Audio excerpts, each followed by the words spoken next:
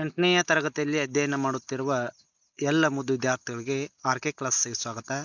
ಈ ತರಗತಿಯಲ್ಲಿ 8ನೇ ತರಗತಿಯ ಗಣಿತದ ಘಟಕವಾದಂತಹ ಚತುರ್ಭುಜಗಳ ಪರಿಚಯ ಈ ಘಟಕವನ್ನು ಸಂಪೂರ್ಣವಾಗಿ ತಿಳಿಯೋಣ. ಸ್ನೇಹಿತರೆ, ಇದುವರೆಗೆ ತಾವು ನನ್ನ ಚಾನಲ್ಗೆ ಸಬ್ಸ್ಕ್ರೈಬ್ ಆಗದೇ ಇದ್ದರೆ ಸಬ್ಸ್ಕ್ರೈಬ್ ಆಗಿ, ಲೈಕ್ ಮಾಡಿ, ಫ್ರೆಂಡ್ಸ್ಗೆ ಶೇರ್ ಮಾಡಿ. ನಾ ಮಾಡಿರ್ತಕ್ಕಂಥ ಎಲ್ಲ ವಿಡಿಯೋಗಳನ್ನ ತಾವು ವೀಕ್ಷಣೆ ಮಾಡಬೇಕಾದ್ರೆ ತಪ್ಪೆ ಪಕ್ಕದಲ್ಲಿರ್ತಕ್ಕಂಥ ಬೆಲ್ ಐಕಾನ್ ಒತ್ತಿ ನಿಮಗೆ ನೋಟಿಫೈ ಆಗೋದ ಮೂಲಕ ಎಲ್ಲ ವಿಡಿಯೋಗಳು ದೊರೆತಕ್ಕಂಥದ್ದು. ಈಗ ಚತುರ್ಭುಜಗಳ ಪರಿಚಯ ಈ ಘಟಕದಲ್ಲಿ ಬರ್ತಕ್ಕಂಥ ಪ್ರಮುಖ ಅಂಶಗಳ ಬಗ್ಗೆ ಚರ್ಚೆ ಮಾಡೋಣ.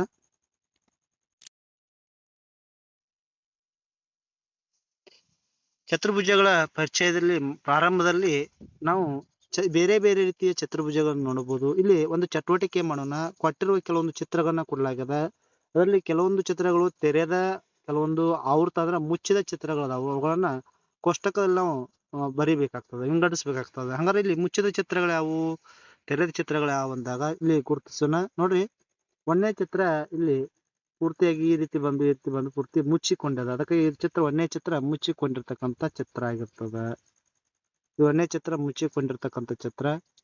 ಆದ್ರೆ ಎರಡನೇ ಚಿತ್ರ ನೋಡಿದಾಗ ಎರಡನೇ ಚಿತ್ರ ಇಲ್ಲಿ ಕೂಡಿಲ್ಲ, ಗ್ಯಾಪ್ ಅದ, ಅದರಿಂದ ತೆರೆದ ಚಿತ್ರ ಆಗ್ತದ. ಇನ್ನು ಮೂರನೇ ಚಿತ್ರ ಮುಚ್ಚಿದ ಚಿತ್ರ ಆಗ್ತದ. ನಾಲ್ಕನೇ ಚಿತ್ರ ಮುಚ್ಚಿದ ಚಿತ್ರ ಆಗ್ತದ. ಐದನೇ ಚಿತ್ರ ತೆರೆದುಕೊಂಡ ಚಿತ್ರ ಆಗ್ತದ.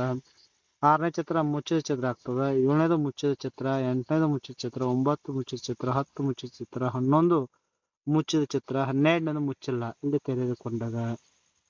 13 ಮುಚ್ಚಿದ ಚಿತ್ರ, 14 ತೆರೆದುಕೊಂಡ ಚಿತ್ರ, 15, 16 ಮುಚ್ಚಿದ ಚಿತ್ರಗಳಾಗ್ತಾವ. ಅಂದ್ರೆ ತೆರೆದ ಚಿತ್ರಗಳು ಯಾವ, ಮುಚ್ಚಿದ ಚಿತ್ರಗಳು ಯಾವನ್ನ ಗುರುತಿಸ್ಬೇಕಾಗ್ತದ. ಅದೇ ರೀತಿಯಾಗಿ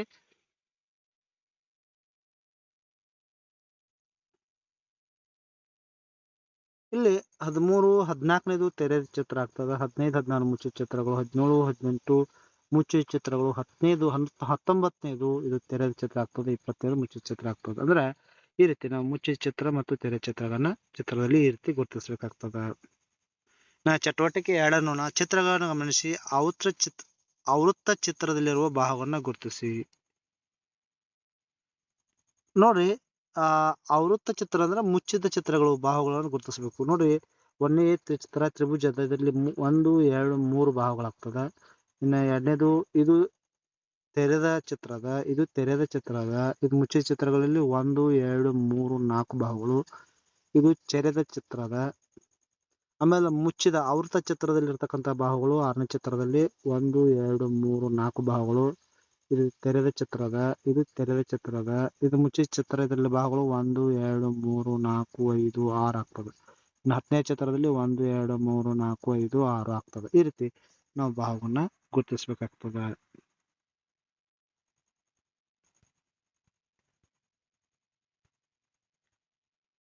ಹಂಗಾರೆ ಇಲ್ಲಿ ಚಿತ್ರಗಳಲ್ಲಿ ನಾವು 2 ರೀತಿಯ ಬಹುಭುಜಗಳ ಆಕೃತಿ ಇರ್ತಕ್ಕಂಥ ನೋಡಬಹುದು. 2 ರೀತಿಯ ಬಹುಭುಜ ಆಕೃತಿಗಳು ನೋಡಬಹುದು. ಒಂದು ಬಹಿರ್ವಕ್ರ ಬಹುಭುಜಾಕೃತಿಗಳು, ಇನ್ನೊಂದು ಅಂತರ್ವಕ್ರ ಬಹುಭುಜಾಕೃತಿಗಳು. ಅಂದ್ರೆ ಬಹುಭುಜಾಕೃತಿಗಳು ಅಂದ್ರೆ ಏನು? ರೇಖಾಖಂಡಗಳ ಸೇರುವಿಕೆಯಿಂದ ಉಂಟಾಗುವ ಸರಳ ಆಕೃತಿಗಳೇ ಬಹುಭುಜಾಕೃತಿಗಳು. ಬಹುಭುಜಾಕೃತಿಗಳನ್ನ ಪ್ರಮುಖವಾಗಿ ನಾವು 2 ವಿಧಗಳಲ್ಲಿ ಮಾಡ್ತೇವೆ. ಒಂದು ಬಹಿರ್ವಕ್ರ ಮತ್ತು ಅಂತರ್ವಕ್ರ ಬಹುಭುಜಗಳು. ಬಹಿರ್ವಕ್ರ ಅಂದ್ರೆ, ಅಂತರ್ವಕ್ರ ಅಂದ್ರ ಇಲ್ಲಿ ನೋಡಬಹುದು, ನಾವು ಚಿತ್ರದಲ್ಲಿ ನೋಡಬಹುದು. ಇಲ್ಲಿ ಬಾಹುಗಳು ಹೊರಮುಖವಾಗಿ ಅದಾವು. ಆಮೇಲೆ ಇಲ್ಲಿ 2 ಬಾಹುಗಳು ಒಳಮುಖವಾಗಿ ವಕ್ರ ಅದಾವು. ಅಂದ್ರ ಹೊರಮುಖವಾಗಿ ವಕ್ರ ಹೊಂದಿರತಕ್ಕಂಥ ಬಹುಭುಜಾಕೃತಿಗಳ ಬಹಿರ್ವಕ್ರಗಳು. ಒಳಮುಖವಾಗಿರ್ತಕ್ಕಂಥ ಬಹುಭುಜಗಳಿದ್ರೆ ಅಂತ ಅಂತರ್ವಕ್ರಗಳಾಗಿರ್ತಾವು.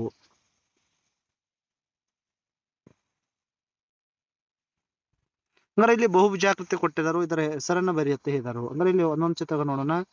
ಇಲ್ಲಿ ಬಹುಭುಜಾಕೃತಿ ಆಕೃತಿ ತ್ರಿಭುಜ ಅವ್ರು ಕೊಟ್ಟಿದ್ದಾರೆ. ಎರಡನೇದು ಇದು ಚತುರ್ಭುಜ, 4 ಬಾಹುಗಳದಾವು. 4 ಬಾಹು ಇದ್ರೆ ಆ ಭುಜವನ್ನ ಚತುರ್ಭುಜ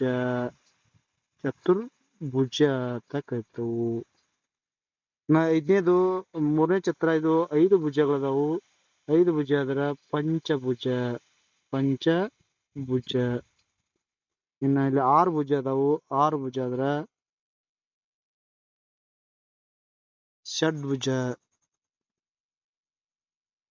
ಷಡ್ಭುಜ. ಈ ರೀತಿ ಬರ್ತಕ್ಕಂಥದ್ದು. ಆಮೇಲೆ ನೆಕ್ಸ್ಟ್ ಆಕೃತಿಗಳಲ್ಲಿ ನೋಡಿದಾಗ ಇಲ್ಲಿ 1, 2, 3, 4, 5, 6, 7 ಭುಜ ಅದಾವು. ನವಭುಜ. 7 ಭುಜ ಆದ್ರೆ ನವಭುಜ. ಇದು 8 ಇದ್ರ ಅಷ್ಟಭುಜ, 9 ಇದ್ರ ಸಪ್ತಭುಜ, 10 ಇದ್ರ ನವಭುಜ, ಈ ರೀತಿ ಆಗ್ತದೆ ಬರ್ತಕ್ಕಂಥದ್ದು. ಇಲ್ಲಿ ಚಿತ್ರಭುಜ ವಿದ್ಯಾರ್ಥಿಗಳು ವಿಂಗಡಣೆ ಮಾಡಬೇಕು. ಹಂಗಾರೆ ಇಲ್ಲಿ ಹೊಂದಿಸಿ ಬರೆಯಿರ್ತಕ್ಕಂಥದ್ದು ಇಲ್ಲಿ ನಾವು ಚಿತ್ರವನ್ನು ನೋಡಿದಾಗ ಗೊತ್ತಾಗ್ತದೆ. ಇಲ್ಲಿ ಯಾವ ಆಕೃತಿ ತ್ರಿಭುಜ ಆಗ್ತಾವು ಅಂದಾಗ ಇಲ್ಲಿ ಒಂದನೇದಕ್ಕೆ ಬಿ ಆಗ್ತದೆ ಸರಿ. ಚತುರ್ಭುಜಕ್ಕೆ 4 ಭುಜವುಳ್ಳ ಆಕೃತಿಗಳು, 4 ಭುಜ ಇರ್ತಕ್ಕಂಥ ಆಕೃತಿ ಯಾವುದು ಅಂದಾಗ ಇಲ್ಲಿ 4 ಭುಜ ಇರ್ತಕ್ಕಂಥ ಆಕೃತಿ. ಪಂಚಭುಜ ಅಂದ್ರೆ 5 ಭುಜ, 1 2 3 4 5 6 ಆಗ್ತದ. ಪಂಚಭುಜ ಅಂದ್ರೆ ಇದಾಗ್ತದ ಪಂಚಭುಜ ಆಕೃತಿ. ಷಡ್ಭುಜ ಅಂದ್ರೆ 6 ಭುಜ ಆಕೃತಿ. ಈ ರೀತಿ ನಾವು ಚಿತ್ರದ ಮೂಲಕ ಜೋಡಿಸಬೇಕಾಗ್ತದೆ. 4 ಬಾಹುಗಳಿರುವ ವೃತ್ತ ಸಮತಲ ಆಕೃತಿಯನ್ನು ನಾವು ಚತುರ್ಭುಜ ಅಂತ ಕರಿತೇವೆ. ಬಹುಭುಜಾಕೃತಿಯ ಹೊರಕೋನಗಳ ಮೊತ್ತ ಮತ್ತು ಒಳಕೋನಗಳ ಮೊತ್ತ ಏನಾಗ್ತದೆ? ಬಹುಭುಜಾಕೃತಿಯ ಹೊರಕೋನಗಳ ಮೊತ್ತ ಮತ್ತು ಒಳಕೋನಗಳ ಮೊತ್ತ ಅಂದಾಗ ಒಂದು ತ್ರಿಭುಜ ಇದ್ರೆ ತ್ರಿಭುಜದ ಸಾಮಾನ್ಯವಾಗಿ ಇಲ್ಲಿ ಹೊರಕೋನಗಳ ಮೊತ್ತ ಅಂದಾಗ 360 ಡಿಗ್ರಿ ಇರ್ತದೆ.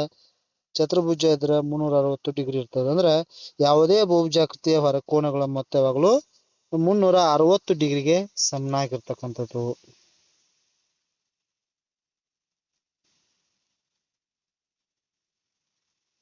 ಇನ್ನ ಈ ಕೆಳಗಿನ ಚಿತ್ರಗಳಲ್ಲಿ ಕೋನಗಳ ಬೆಲೆಯನ್ನ ಕಂಡುಹಿಡಿಯಿರಿ ಇರ್ತದೆ ನೋಡ್ರಿ. ಇಲ್ಲಿ ಹೊರಕೋನಗಳನ್ನ ಕೊಡಲಾಗಿದೆ. ಒಂದು 90 ಡಿಗ್ರಿ ಅದ, ಒಂದು 50 ಡಿಗ್ರಿ ಅದ, ಒಂದು 110 ಡಿಗ್ರಿ ಅದ. ಅಂದ್ರೆ ಒಂದು ಚತುರ್ಭುಜದ ಎಲ್ಲಾ ಹೊರಕೋನಗಳ ಮೊತ್ತ 360 ಡಿಗ್ರಿ ಇರೋದ್ರಿಂದ X plus 90 degree plus 50 degree plus 110 degree equal to 360 degree ಆಯ್ತು. ಆಗ ಎಕ್ಸ್ ಪ್ಲಸ್ 250 ಡಿಗ್ರಿ ಇಕ್ವಲ್ಟು 360. ಈಗ 360ರಲ್ಲಿ 250 ಡಿಗ್ರಿ ಕಳೆದಾಗ ಎಕ್ಸ್ ಇಕ್ವಲ್ಟು 110 ಡಿಗ್ರಿ ಬರ್ತಕ್ಕಂಥದ್ದು.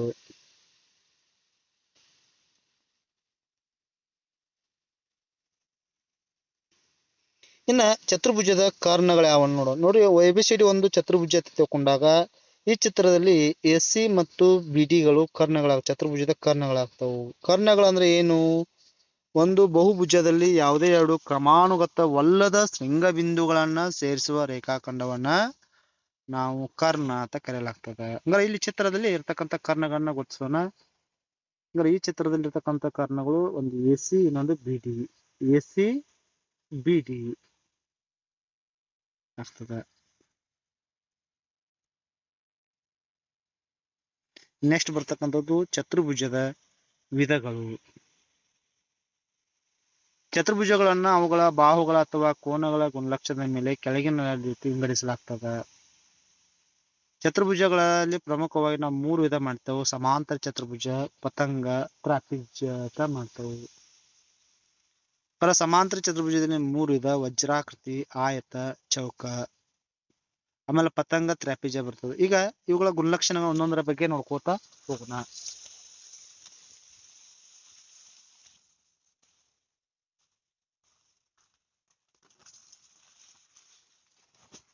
ಫಸ್ಟ್ ಬರೋದು ತ್ರಾಪಿಜ್ಯ. ಅಂದ್ರೆ ತ್ರಾಪಿಜ್ಯದ ರಚನೆ ಈ ರೀತಿ ಇರ್ತದೆ. ತ್ರಾಪಿಜ್ಯದಲ್ಲಿ ಅಭಿಮುಖ ಬಾಹುಗಳು ಸಮಾಂತರವಾಗಿರ್ತಾವು. ತ್ರಾಪಿಜ್ಯದಲ್ಲಿ ಅಭಿಮುಖ ಬಾಹುಗಳು ಸಮಾಂತರವಾಗಿರ್ತಾವು. ತ್ರಾಪಿಜ್ಯದಲ್ಲಿ ಅಭಿಮುಖ ಬಾಹುಗಳು ಸಮಾಂತರವಾಗಿರ್ತಾವು. ಅಭಿಮುಖ ಬಾಹು ಸಮವಾಗಿರುವುದಿಲ್ಲ. ಇನ್ನು ಸಮಾಂತರವಲ್ಲದ ಬಾಹುಗಳ ಪಾರ್ಶ್ವಕೋನಗಳ ಮೊತ್ತ 180 ಡಿಗ್ರಿ ಇರ್ತದೆ. ಪತಂಗಕ್ಕೆ ಬರೋಣ. ಪತಂಗದಲ್ಲಿ ಪರಸ್ಪರ ಕರ್ಣಗಳು ಲಂಬವಾಗಿರ್ತಾವು. ಒಂದು ಕರ್ಣವು ಮಾತ್ರ ಮತ್ತೊಂದು ಕರ್ಣವನ್ನು ಅರ್ಧಿಸ್ತದ. ಒಂದ್ ಜೊತೆ ಅಭಿಮುಖ ಕೋನಗಳು ಯಾವಾಗಲೂ ಸಮನಾಗಿರ್ತಾವು. ಇನ್ನು ಸಮಾಂತರ ಚತುರ್ಭುಜ. ಸಮಾಂತರ ಚತುರ್ಭುಜದಲ್ಲಿ ಅಭಿಮುಖ ಬಾಹುಗಳು ಸಮವಾಗಿರ್ತಾವು. ಅಭಿಮುಖ ಕೋನಗಳು ಸಮವಾಗಿರ್ತಾವು. ಕರ್ಣಗಳು ಪರಸ್ಪರ ಅರ್ಧಿಸ್ತಾವು. ಪಾರ್ಶ್ವಕೋನಗಳು 180 ಡಿಗ್ರಿಗೆ ಸಮವಾಗಿರ್ತದೆ. ವಜ್ರಾಕೃತಿ. ವಜ್ರಾಕೃತಿಯಲ್ಲಿ ಎಲ್ಲಾ ಬಾಹುಗಳು ಸಮವಾಗಿರ್ತಾವು. ಕರ್ಣಗಳು ಸಮವಾಗಿದ್ದು ಪರಸ್ಪರ ಲಂಬವಾಗಿ ಅರ್ಧಿಸ್ತಾವು. ಎರಡು ಜೊತೆ ಬಾಹುಗಳು ಸಮಾಂತರವಾಗಿರ್ತಾವು. ಸಮಾನ ಚತುರ್ಭುಜದ ಎಲ್ಲ ಗುಣಲಕ್ಷಣಗಳು ಹೊಂದಿರ್ತಾವು.